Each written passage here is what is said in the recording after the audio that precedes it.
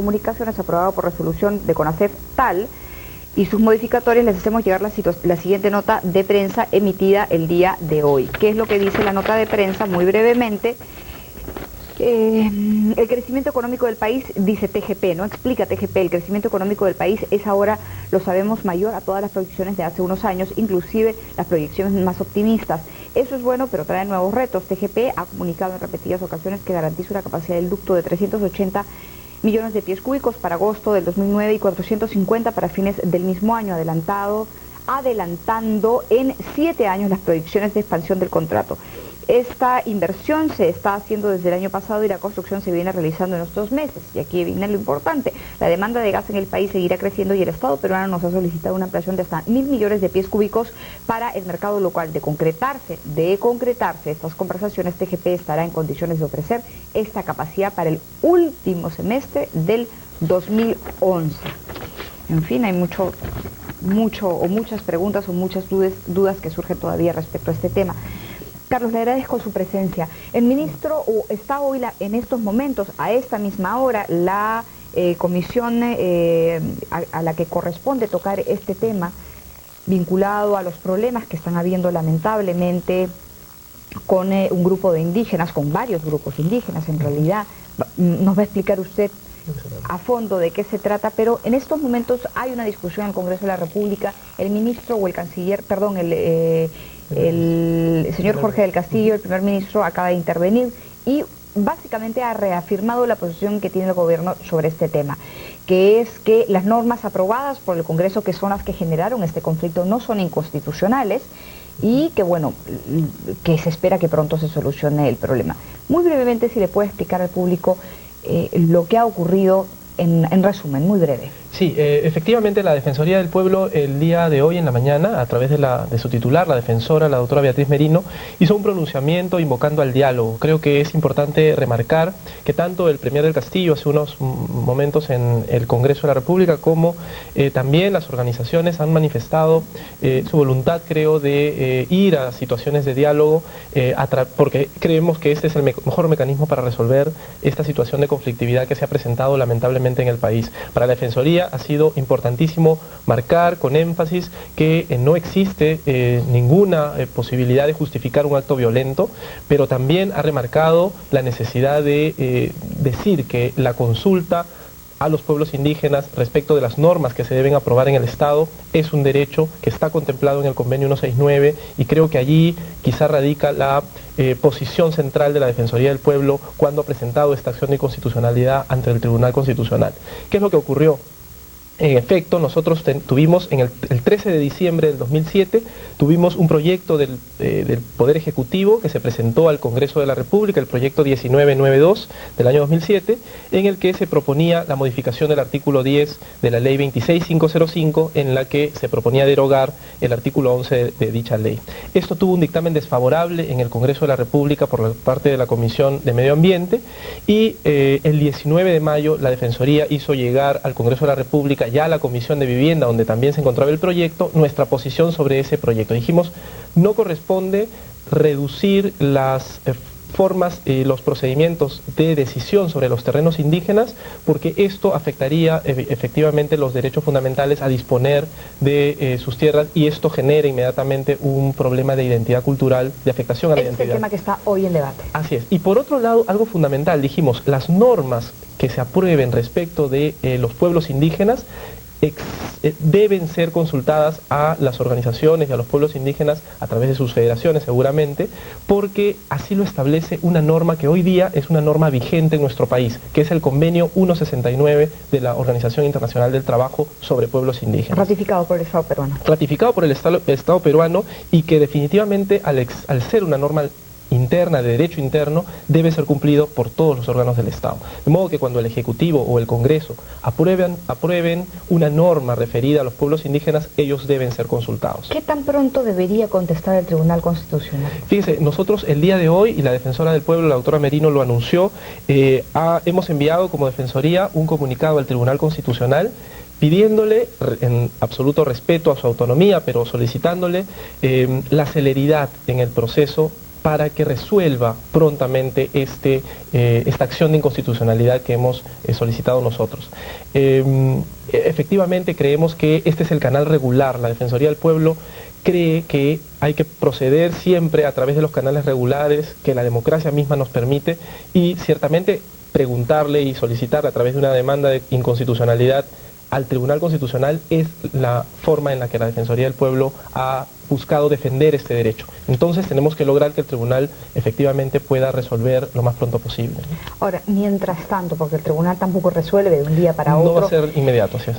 Lo único que queda, y digamos, siempre es lo único y lo mejor, es el diálogo. Así es, sin lugar a duda, la Defensoría, fíjese, esto es una participación que hemos tenido siempre cuando existen conflictos sociales en el país, es invocar a los ciudadanos, a los pueblos indígenas, a las comunidades y a las autoridades del Estado a actuar siempre de manera que podamos lograr espacios de diálogo que nos permitan soluciones concretas. Yo creo que el hecho de que nos han informado desde nuestras oficinas defensoriales en Amazonas y en Cusco, que el día de hoy ya ha habido en Corral Quemado, en Bagua y también en Echarati algunas medidas que han permitido, por ejemplo, el pase de vehículos en algunos puentes. Pero creo que son solo por 24 horas. Son solo por 24 horas, pero deben ser asumidas, creo, como una oportunidad para empezar a buscar espacios de diálogo. Y creo que eso es muy importante porque la Defensoría, por ejemplo, ha tenido una acción muy concreta en algunas oficinas, enviando a personas comisionados de la Defensoría del Pueblo a las zonas en conflicto para poder hacer el apoyo humanitario que le llamamos nosotros, verificando la situación de las personas allí, las detenciones y reafirmando que en cualquier estado de emergencia pues los derechos fundamentales no deben ser vulnerados, ¿no? Muy brevemente lo que ha dicho el presidente Alan García hace algunas horas, creo, porque eran 5:30 de la tarde más o menos cuando él estaba en vivo declarando. El presidente Alan García aclaró hoy que solo las comunidades nativas pueden decidir libremente el destino de sus tierras y remarcó que los recientes decretos legislativos 1015 y 1075 buscan restituir el derecho a la libertad de las poblaciones de la Amazonía, pero estas pueden decidir por mayoría si los aplican o no. ¿Cuál es, digamos, es lo mismo, pero la opinión... El presidente García es muy hábil además para plantear sus ideas, ¿no? Y él dice que el 1015 y el 1073, es decir, los que ustedes declaran como, o los que se busca que el Tribunal Constitucional declare como inconstitucional, él dice, busquen restituir el derecho a la libertad de las poblaciones de la Amazonía, pero estos pueden decidir por mayoría si los aplican o no. Fíjese, es muy importante porque finalmente son señales desde el Estado del respeto a los derechos de los pueblos indígenas. En Colombia, le pongo un ejemplo, en Colombia se ha definido muy claramente que la identidad cultural está directamente vinculada al derecho a la tierra y el derecho a decidir sobre sus tierras. Sin duda, estos mecanismos pueden ser más flexibles o menos flexibles. Por ejemplo, en el tema de las sociedades anónimas, ¿no? Las sociedades que regula la Ley General de Sociedades, muchas veces se exigen, por ejemplo, para disponer de bienes, mayorías calificadas.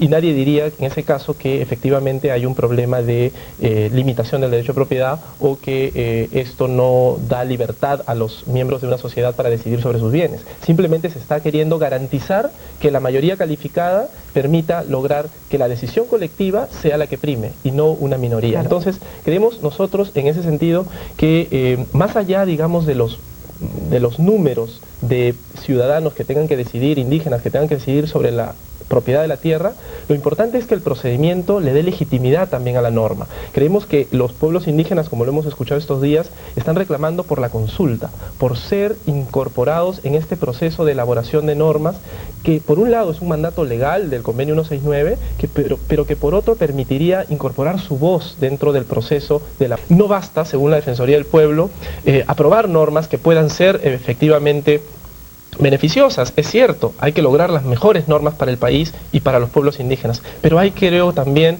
que permitirse lograr la regularidad y el cumplimiento de la legislación vigente y los compromisos internacionales, en este caso el 169, y también el clamor de estos ciudadanos que piden ser parte del proceso de decisión. Yo creo que todo esto se reduce, y le pido su opinión sobre ello en todo caso, se reduce en buscar el desarrollo de las comunidades, en buscar un desarrollo visto desde todo punto de vista, ¿no? Desde todo punto de vista, desde el económico, y por eso era que creíamos interesante tocar este tema, porque el Estado ante la OMC, ante los tratados de libre comercio, defiende justamente a estas comunidades, lo que estas producen, las marcas que eventualmente estas marcas, por decirlo de alguna manera, los productos que desde sus comunidades se lanzan al mercado. Lamentablemente durante muchos años el Perú no ha sabido proteger, digamos, esta producción, no ha sabido darle el nombre que le corresponde a la misma, y por lo tanto los réditos que las mismas o que los productos podrían traerle a estas comunidades. Entonces, el tomar estas decisiones tiene que ver finalmente tiene que ver con los objetivos que a futuro ya se planteen, objetivos que tienen que ver de nuevo con su bienestar, ¿no? Sin duda, yo creo que la claridad de que el Estado tiene que estar al servicio del ciudadano, y tanto la promoción de la inversión como la defensa, en este caso, de los derechos de los pueblos indígenas, como sus derechos colectivos a la identidad cultural, a la tierra y a la libre decisión que ellos deben tener sobre sus tierras, porque finalmente, si los pueblos indígenas quieren vender sus tierras, quieren alquilar sus tierras o quieren darlas en servidumbre, son libres y deben tener la libertad para hacerlo en las mejores condiciones. Pero eso pasa por garantizar como Estado que aquellas poblaciones que se encuentran menos informadas, aquellas poblaciones o aquel consumidor, por ejemplo, que tiene menos información para tomar una decisión, es menos libre para tomar una decisión. En Estados Unidos ocurre, hay un grupo de indios en los Estados Unidos, en la Florida, no recuerdo el nombre, mi productor se debe acordar, seminoles. Los seminoles, así es. Claro, ellos, digamos, no están permitidos los casinos en la Florida, pero ellos, en su jurisdicción, que es totalmente independiente, alquilan ese espacio a el Jarro Café, por ejemplo, y están fíjese, eso se llama medidas, en muchos casos se llaman medidas afirmativas. Lo hacemos con grupos de particular vulnerabilidad, como las personas con discapacidad, se les da determinados beneficios y algunas normas incluso positivas para ellos. Ocurre con las mujeres, el caso de las listas electorales. Ocurre también con los pueblos indígenas, porque se considera que no necesariamente tienen todo el acceso a la información para ser, como usted o como yo o como cualquier otra persona en esta ciudad, un actor informado dentro de un mercado. Para yo poder disponer hoy día de mi terreno, yo seguramente voy a un banco, hago los trámites y ejerzo mi derecho libre e informado a decidir sobre mi propiedad. Pues lo que queremos y lo que tenemos que asegurarnos como gobierno y como Estado es que los pueblos indígenas tengan esa misma información, estén registrados, haya un catastro de sus tierras, para poder decidir con libertad, y que sea una mayoría calificada o una mayoría simple, pues la mejor decisión será aquella que garantice mejor su derecho a decidir libremente y a ser un ciudadano más en este país al que todos pertenecemos. Carlos, le agradezco mucho por estar en el programa. Gracias por su presencia. Carlos Salza, representante de la Defensoría del Pueblo, ha estado con nosotros en la pausa. El señor Guido Lombardi, presidente de la Comisión de Economía del Congreso de la República. Este fue un operativo